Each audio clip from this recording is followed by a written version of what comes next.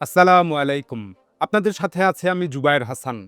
ইমাম খামেনির শাহাদাত বরণ সত্ত্বেও ইরানকে দমাতে পারেনি মার্কিন যুক্তরাষ্ট্র এবং ইরান মার্কিন এবং ইসরায়েলের লক্ষ্যবস্তুতে মুহুর্মুহুর আক্রমণ চালিয়ে যাচ্ছে এবং গত ২৪ ঘণ্টায় ইরান বিভিন্ন মার্কিন স্থাপনায় ২৭টি মার্কিন স্থাপনায় তারা আঘাত হেনেছে এবং যেগুলো মধ্যপ্রাচ্য জুড়ে রয়েছে এবং পারস্য উপসাগরের আশেপাশে রয়েছে। তো ইরানি হামলায় ওইদিকে ইসরায়েলের কয়েকটি শহর ব্যাপক ধ্বংসপ্রাপ্ত হয়েছে এবং সেখানকার লোকজন, ইসরায়েলি জনগণ তারা দেশ থেকে পালানোর জন্য এয়ারপোর্টে ভিড় করছে এবং অনেকে সেই বাংকার বা গর্তে তারা লুকাচ্ছে। আবার যখন সাইরেন আসছে তখন বের হয়ে আসছে এবং ইসরায়েলি জনগণের মধ্যে একটা বড় ধরনের আতঙ্ক তৈরি হয়েছে। অনেক ইসরায়েলি নাগরিক তারা সাগরপথে সাইপ্রাস বা ক্রিট দ্বীপের দিকে পালিয়ে যাচ্ছে। তো ইরানি জাতির এই সাহসিকতা সারা বিশ্বকে একেবারে বিস্মিত করে তুলেছে। গত ২৪ ঘণ্টায় ইরান, কুয়েত, কাতার, আরব আমিরাত, বাহরাইন, সৌদি আরব, জর্ডান, ইরাক এইসব জায়গায় অবস্থিত মার্কিন স্থাপনায় ওমান ব্যাপক হামলা চালিয়েছে এবং এসব হামলায় এইসব দেশের জনগণ ক্ষিপ্ত হয়নি, বরং কিছু ক্ষেত্রে দেখা গেছে যে যেখানে মার্কিন স্থাপনা রয়েছে সেগুলো ধ্বংসপ্রাপ্ত হওয়ার পর এই আরব জনগণ উল্লাস প্রকাশ করছে। তো এখানে ইরান আরও একটি বড় যে পারদর্শিতা দেখিয়েছে সেটি হলো তারা সাইপ্রাস দ্বীপ পর্যন্ত তারা হামলা করেছে। এটা ইরানের সক্ষমতার একটা বড় প্রদর্শন। তো সর্বশেষ ইরান যেটা দাবি করেছে যে তারা এই মার্কিন যুক্তরাষ্ট্রের যে একটা অন্যতম বৃহৎ রণতরী আব্রাহাম লিঙ্কন, সেখানে ৪টি ব্যালিস্টিক মিসাইল নিক্ষেপ করেছে এবং সেটি দিয়ে আঘাত করেছে। তো মার্কিন যুক্তরাষ্ট্র বলছে যে তাদের ৩ জন সৈন্য এবং ৫ জন নিহত হয়েছে, ৩ জন সৈন্য এবং ৫ জন হতাহত হয়েছে। কিন্তু অন্যান্য সূত্রগুলো দাবি করছে এই নিহত এবং আহত হওয়ার সংখ্যাটা অনেক বেশি। এদিকে ইসরায়েলও ইরানি হামলায় কয়েক ডজন সৈন্য নিহত হয়েছে, যদিও ইসরায়েলের পক্ষ থেকে বলা হচ্ছে যে এগুলো বেসামরিক জনগণ।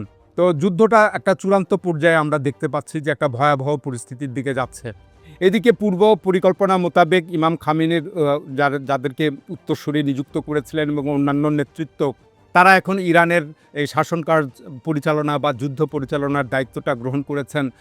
নতুন একজন অন্তর্বর্তীকালীন সুপ্রিম লিডার নিযুক্ত করা হয়েছে, আলী রেজা আরাফি আয়াতুল্লাহ, তিনিও আয়াতুল্লাহ, এবং যে প্রেসিডেন্ট রয়েছেন পেজেশকিয়ান এবং ইরানের চিফ জাস্টিস, এই ৩ জনকে একত্রিত করে একটা বোর্ড গঠন করা হয়েছে। এর উপরে তো সেই আলী লারিজানি তিনি আছেন। আর এদিকে নতুন ডিফেন্স মিনিস্টার এবং সেনাবাহিনীর প্রধান এবং আইআরজিসির প্রধান, এগুলো ইরান রিপ্লেস করে যারা নিহত হয়েছেন সেই স্থলে নতুন নেতৃত্ব স্থাপন করেছে। তো সুতরাং এই মার্কিন হামলায় বা ইরানের খামেনি তিনি শাহাদাত বরণ করার পর ইরানি নেতৃত্ব হুড়বুড় করে ভেঙে পড়েনি। ঠিক ভেনেজুয়েলার মতো মার্কিন রিজিম চেঞ্জ এখানে ব্যর্থ হয়েছে এবং সেটাই আপাতত মনে হচ্ছে এবং এটা আগে থেকেই অনুমান করা হচ্ছিল যে ভেনেজুয়েলার মতো হুড়মুড় করে ইরানের রিজিমটা ভেঙে পড়বে না।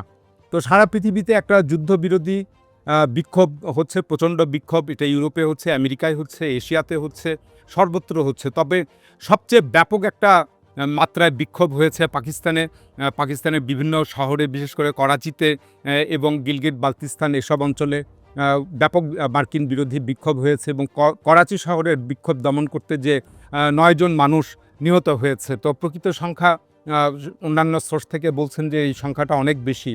তো পাকিস্তানে প্রায় ২০-২৫% মতো শিয়া জনগোষ্ঠী রয়েছে।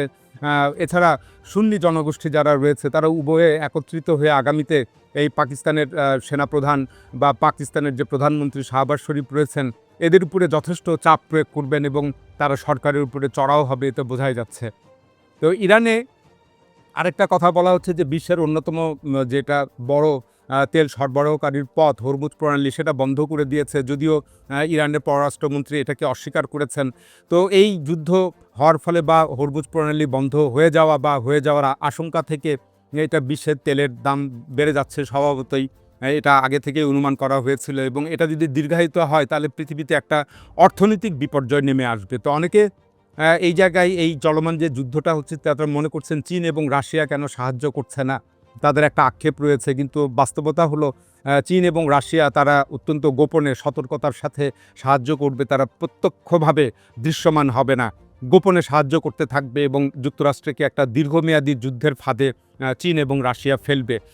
এটা আফগানিস্তানেও দেখা গিয়েছিল, সেখানে ২০ বছর ধরে যে যুদ্ধ চলল সেখানে চীন, রাশিয়া, ইরান, পাকিস্তান এরা গোপনে আফগান তালেবানদেরকে সাহায্য করেছিল, যার ফলে মার্কিন যুক্তরাষ্ট্র সেখানে পরাজিত হয়েছিল। তো ইরানেও সেই একই কৌশল অবলম্বন করবে।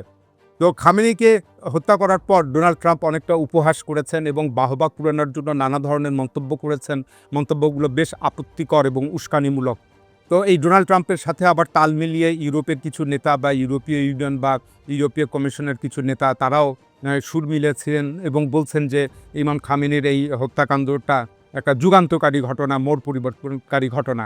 কিন্তু আমরা এই নিকট অতীতে আমরা দেখতে পেয়েছিলাম সাদ্দাম হোসেনকে অপসারণের পর এবং পরবর্তীতে ফাঁসি দেওয়ার পর, গাদ্দাফিকে হত্যা করার পর, তাকে অপসারিত করার পর সুদানে গাদ্দাফি লিবিয়াতে, সুদানে বশির যিনি ছিলেন ওমর আল বশির, তাকে সরানোর পর এসব দেশে কখনোই শান্তি এবং স্থিতিশীলতা আসেনি এবং এইগুলোতে এখনও অস্থিরতা চলছে এবং গৃহযুদ্ধ চলছে। তো এগুলো কোনোটাই যুক্তরাষ্ট্রের এই রিজিম চেঞ্জগুলো কোনোটাই যুক্তরাষ্ট্রের অনুকূলে যায়নি, বরং বিপক্ষে গিয়েছে এবং উল্টো ফলাফল যা হয়েছে যে যুক্তরাষ্ট্র ক্রমাগতভাবে এই যুদ্ধগুলো করতে থাকার ফলে ওদিকে চীনের অর্থনৈতিক উত্থান ঘটেছে এবং ইরানের এই ঘটনাতে যুক্তরাষ্ট্রের পরাজয়টা বা বিপর্যয়টা আরও ত্বরান্বিত হবে। তো ডোনাল্ড ট্রাম্পের উনি যে ইরান বিষয়ে যে পরিকল্পনা বাস্তবায়ন করতে যাবেন সেটা একটা অনিশ্চিত যাত্রার দিকে যাচ্ছে এবং এটার এন্ড গেম কী হবে সেটা ডোনাল্ড ট্রাম্প জানেন না।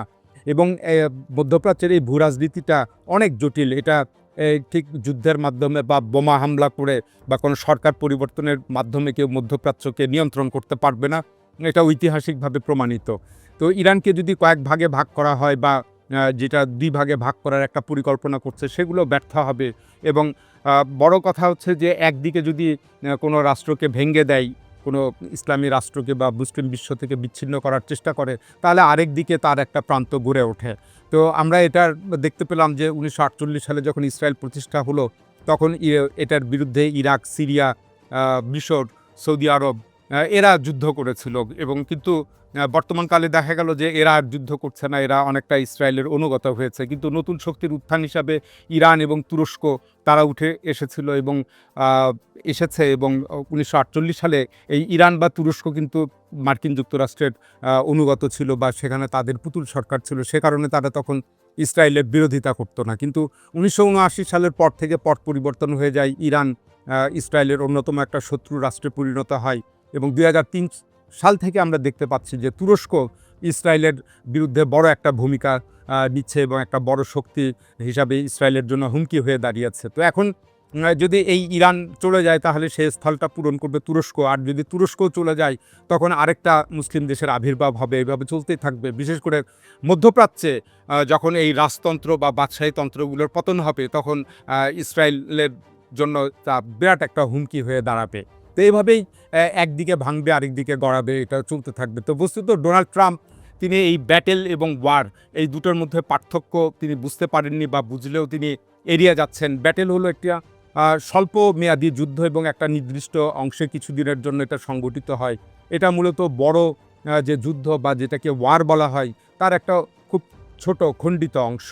আর ওয়ার যেটা হলো সেটা হচ্ছে একটা ব্যাপক দীর্ঘমেয়াদী মাত্রায় একটা যুদ্ধ হয় এবং বড় আকারের যুদ্ধ হয় এবং এই ওয়ার যখন সংগঠিত হয় সেখানে শুধু সামরিক বিভিন্ন কলাকৌশলই থাকে না, এর সাথে জড়িত থাকে অর্থনীতি, দেন এটা রাজনীতিও থাকে, এর সাথে জড়িত থাকে এবং এই অর্থনীতি এবং রাজনীতি এই দুটোর মাধ্যমে যদি এটাকে মোকাবেলা না করা যায় তাহলে ওয়ারে কেউ জয়ী হতে পারে না। তো এখন ডোনাল্ড ট্রাম্প যে তিনি এই ক্ষুদ্র একটা ব্যাটেলে তিনি জয়লাভ করলেও করতে পারেন, কিন্তু এই বৃহত্তর যে ওয়ার সেখানে জয়লাভ করতে গেলে তাকে রাজনীতি এবং অর্থনীতি এই দুইভাবে তাকে বিজয়ী হতে হবে। আর যদি এটা তিনি না পারেন তাহলে এই ওয়ারে তিনি হেরে যাবেন এবং তিনি যদি হেরে যান এবং যেটা সম্ভাবনা খুব বেশি, তাহলে এই ডোনাল্ড ট্রাম্পই হবেন শেষ মার্কিন যুক্তরাষ্ট্রের প্রেসিডেন্ট যিনি এইভাবে আর সারা পৃথিবীব্যাপী যুদ্ধ বিগ্রহ পরিচালনা করতে যাবেন না। এখন এ পর্যন্তই। আল্লাহ হাফেজ।